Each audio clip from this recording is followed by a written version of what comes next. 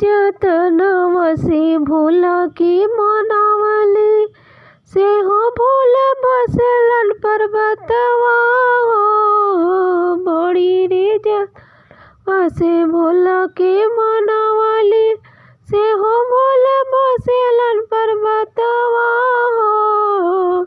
बड़ी रे जतनवा से भोला के मनावले सोने सुराही गंगा जल पानी अरे भोला जी के चरण पखारम हो। सोने सुराही गंगा जल पानी अरे भोला जी के चरण पखारम हो।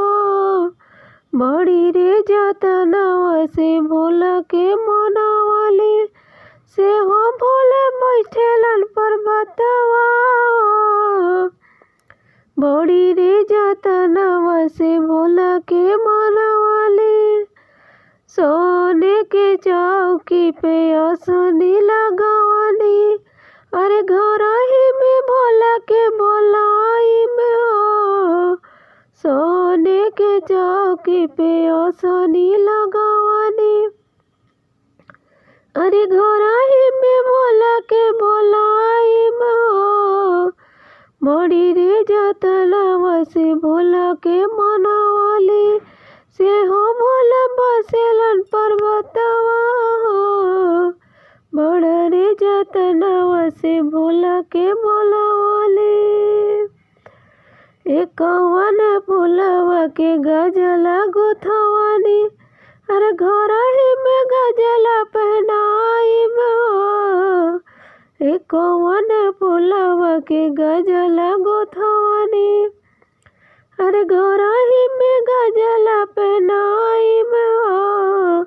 बड़ी रे जतनवा से भोला के मनावले से हो भोला बसलन पर्वतवा हो।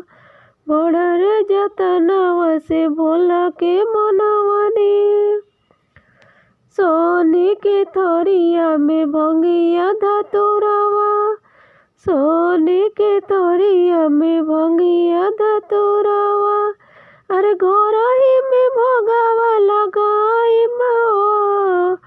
बड़ा रे जतनवा से भोला के मनावले से हो भोला बसेलन पर्वतवा हो।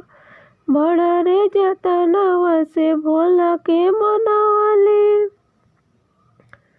लवंगा इलायची के बिड़ावा लगवानी अरे बिड़ावा चढ़ाई गरवाई में हो।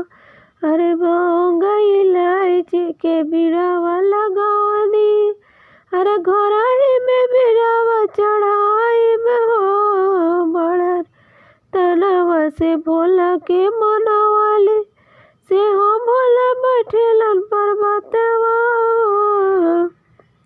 कंचन थाली में आरती सजावनी कंचन थाली में आरती सजावनी अरे घर ही में भोला के आरती उतार